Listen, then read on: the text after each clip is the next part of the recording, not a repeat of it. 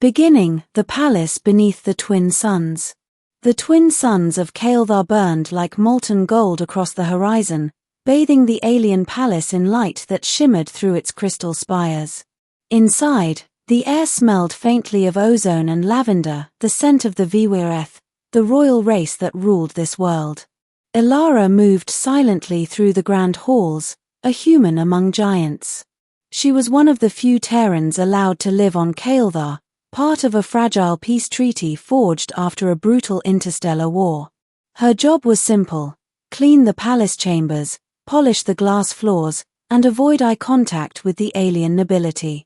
Humans, though tolerated, were still viewed as lesser beings, fragile, emotional, impulsive.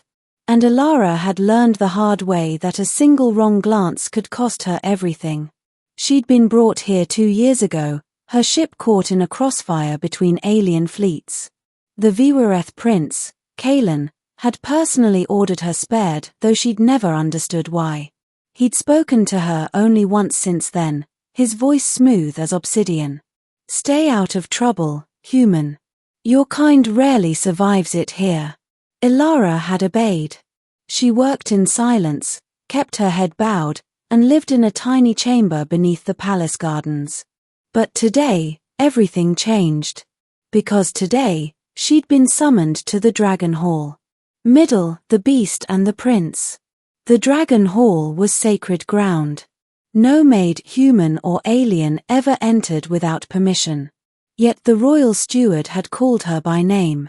Elara, the human, he'd said, his silver eyes unreadable. "You're requested in the hall. Bring fresh water and medical salve." Her hands trembled as she approached the towering obsidian doors.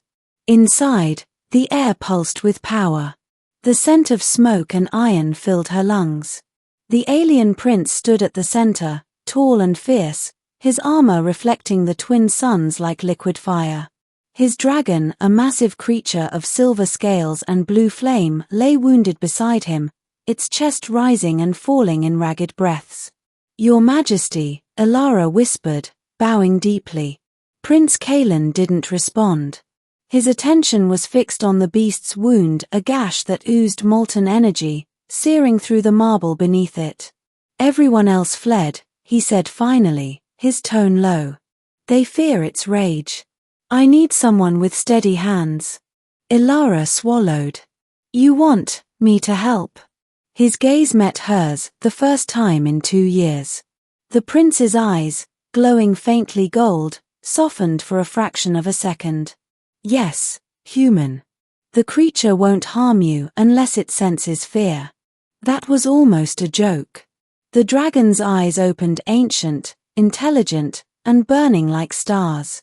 Its breath came in slow gusts of heat.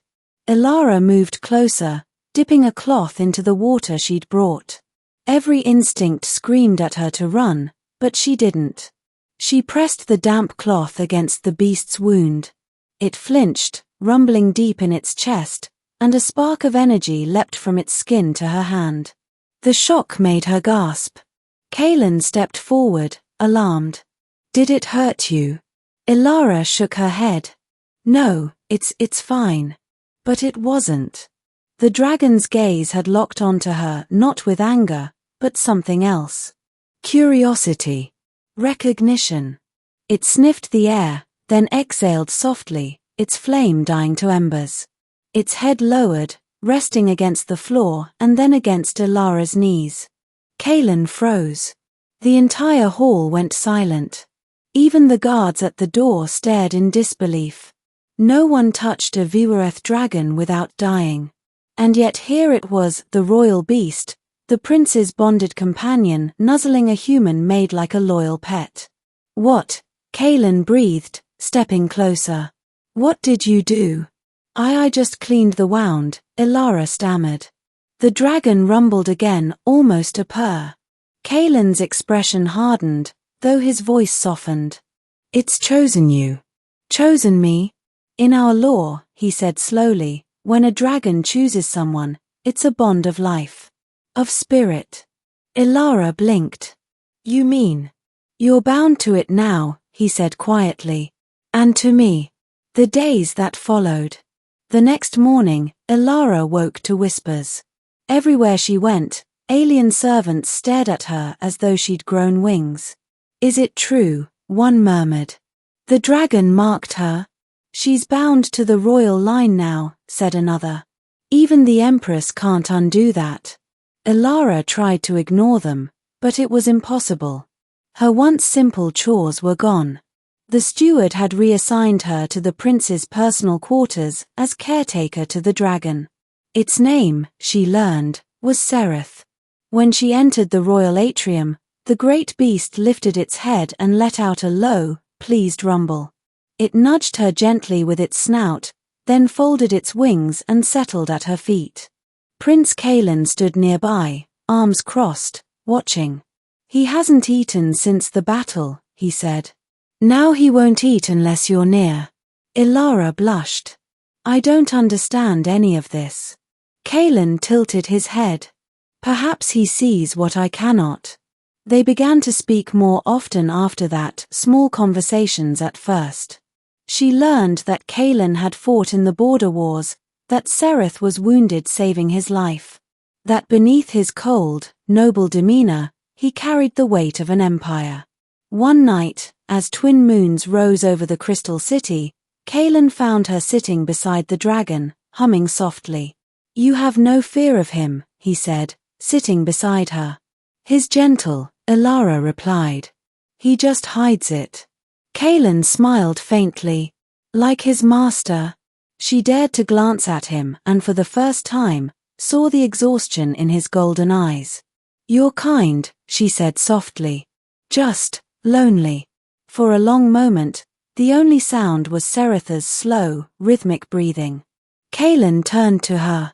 Humans are strange creatures, he murmured. Fragile, yet fearless. You don't belong in a palace of warlords, Elara.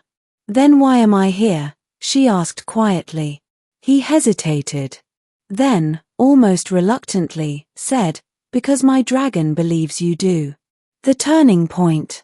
Peace didn't last. A week later, a delegation arrived from the Kael'thari High Council, powerful nobles who despised the prince's alliance with Earth. When they saw Elara beside him, whispers spread like wildfire. A human bonded to royal blood, one sneered. An abomination. Kael'thar's jaw tightened. She is under my protection. But words had power on Kael'thar and rumors even more. Soon, servants avoided her, guards refused eye contact, and the Empress herself summoned her. In the throne hall, Elara knelt before the queen, a tall, silver-skinned monarch whose eyes gleamed like cold moons. You have caused unrest, human, the Empress said. The bond between you and the dragon is unnatural. You will release it. Elara's voice trembled. I don't know how. The queen's lips curved in disdain. Then you will die, and it will be undone. Before she could speak again, a roar shook the palace. Vyr'eth crashed through the crystal walls, wings spread wide, eyes blazing blue fire. The guards scattered. The Empress rose from her throne. And behind the dragon, Prince Kael'thar strode in, armor gleaming, fury in his every step. If you harm her, he said, voice like thunder, you'll lose more than your crown. The queen stared at him. You defy the council for a human? I defy anyone who forgets mercy.